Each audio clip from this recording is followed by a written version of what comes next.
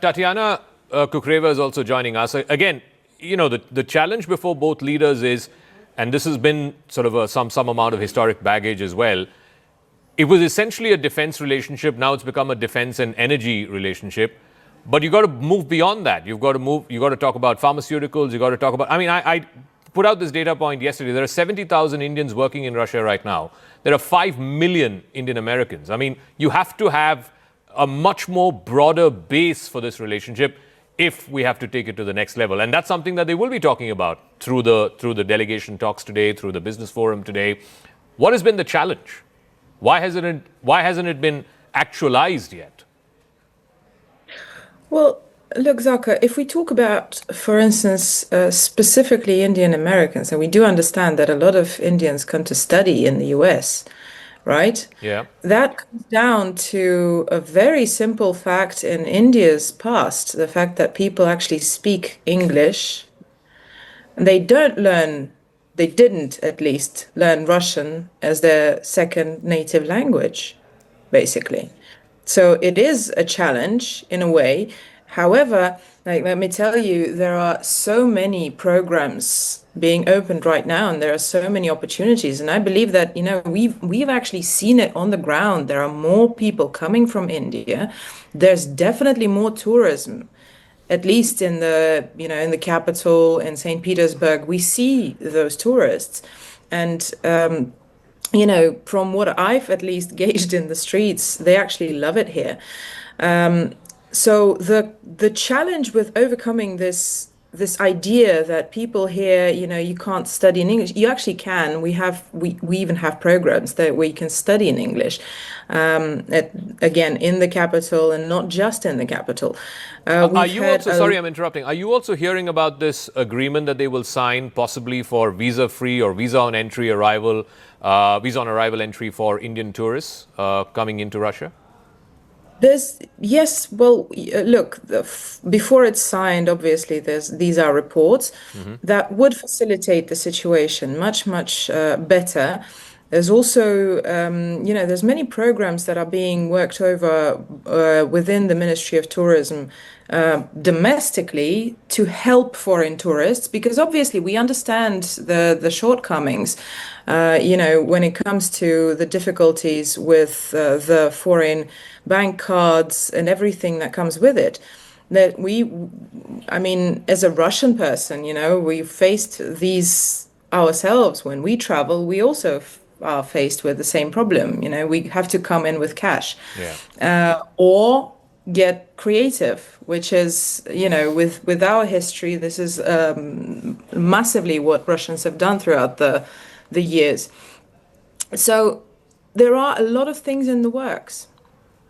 The Rupee Mir sort of exchange agreement is again one of the 10 that they're talking about. Yes, it is a problem. I mean, when most of your entities, your banks have basically been sanctioned out of the international financial system, then it is going to have an impact on daily life. It is going to have an impact on tourism, etc. But I want to bring it back to the defense conversation. And General, you wanted to make a point about why we should go for the Russian weapon systems more than the Americans. I mean, I do concede, yes, the GE Tejas business has been a real letdown. The fact that there hasn't been technology transfer, even after the two heads of government agreed to it explicitly and signed an agreement 3 years ago almost, it still hasn't happened. And frankly, I don't see it happening anytime soon. Yeah, so I wanted to actually make a couple of points here. One is about, I must say that there are more Russians in India than more Indians in Russia. I think maybe it's because of the weather and the comfort the Russians find in India when they come as tourists. That is one part. But I just want to make a quick point, what Dr. Anand was saying, that who's going to sanction the Americans and the Europeans? Because I want to highlight 2 points. Even Germany and UK continue to pump oil or energy from Russia today. Who's sanctioning them? I'm not talking of China, but I'm talking to those people who are trying to educate us that you switch off the energy pipeline with the Russians.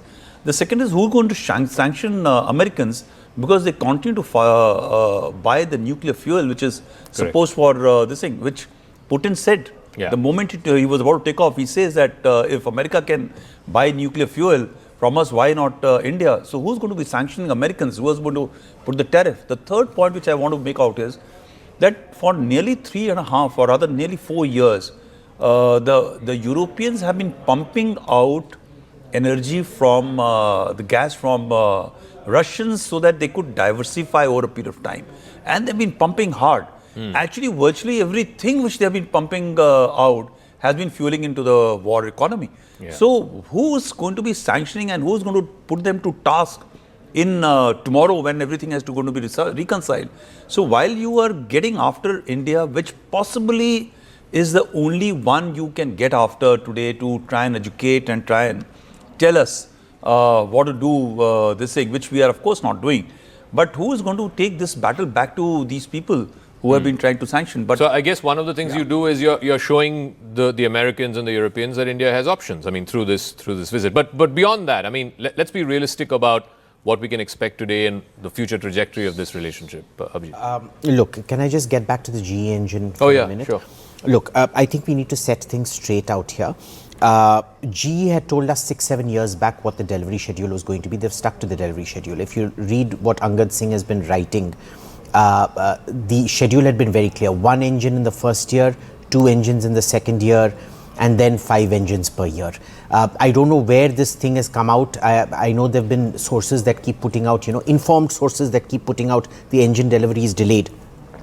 HAL already has 1 engine. Why haven't they handed over that LCA Tejas to the Air Force? There's something else happening out here. GE has been they've been sticking to the delivery schedule as far as we understand it. Also the tech transfer.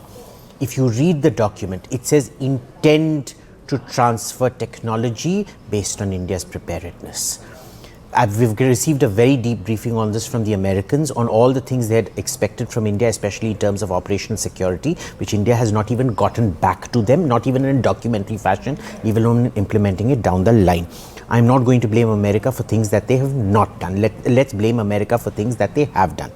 The first thing is the hypocrisy. Imagine they're censuring us for buying oil, but you're buying uranium.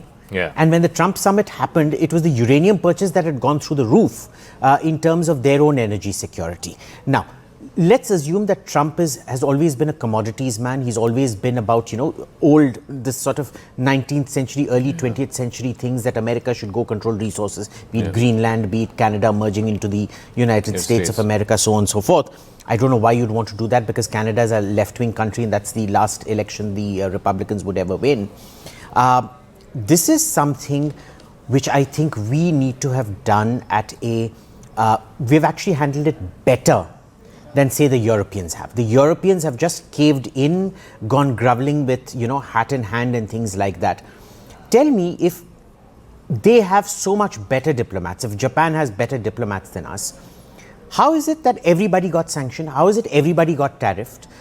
The Swiss are trying so hard. I mean, come along, the Swiss. They're so inoffensive. I don't think anybody has ever had issues with Swiss chocolates or holes in their cheese.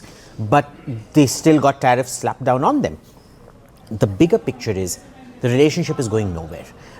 These are talking points that we're talking about. Are tariffs causing problems? But remember, India-America trade actually went up post-tariff. It did not come down. Sure, some sectors are hit. Coimbatore, especially Tirupur, the textile sector is hit very badly. I know personally some 10-12 factories that have shut down.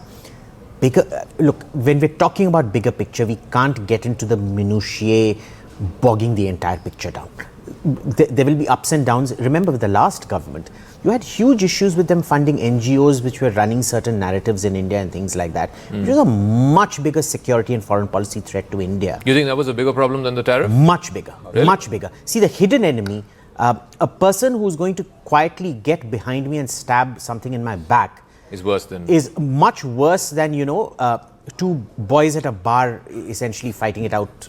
It's a little more than boys in a bar. It's more like a guy who's going around and saying, I brought peace between India and Pakistan. But anyway, be that aside. See, look, it's a very simple thing.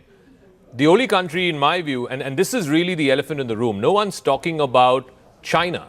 Trump wants to cut a deal with China. He's literally bending over backwards to cut a deal with Xi Jinping. Even the other day when that phone call happened, why? He got the Japanese Prime Minister to back off. Why is Trump interested? If tomorrow China were to attack Taiwan, can anybody here on this table or anyone who's joining us via satellite guarantee that the Americans will get involved. I don't think so. Trump is basically telling Xi Jinping it's for yours for the taking. And all it's taken is 15 years for China to reach the place where it has. You know, it just tells you the strength if you want, to dream where your country should. Of course, China is a different kettle of fish. But, what about us? Yes, we've been, as far as, again, a layman, geopolitics is concerned, Zaka, we've been pretty adept at walking on eggshells. But we've at least made Trump walk on razor blades. And I'll tell you why. Not many people realize this. We've bought almost 2 billion barrels of Russian oil since the war began. Yeah. And you know how we paid through it? 35% through rupee and almost the rest through dirhams. Now, UAE has benefited from it. Trump, this is another point of discontentment as far as Trump is concerned, that we aren't paying in dollars. So, it's not just one aspect that we continue to defy the West because we expose their hypocrisy in buying Russian energy, is that how we are facilitating both words are working in this direction. I think we need to go forward with resoluteness as far as our relation with Russia is concerned, not decrease. But I don't know how we are going to democratically get around the sanctions that he's imposed on. He's not going to give us the exemptions that UK and Germany have got as far as the sanctions on Russian oil majors is concerned. If he does, he's going to, that's another bargain chip for Trump. But I suppose Mr. Piyush Goyal is on it.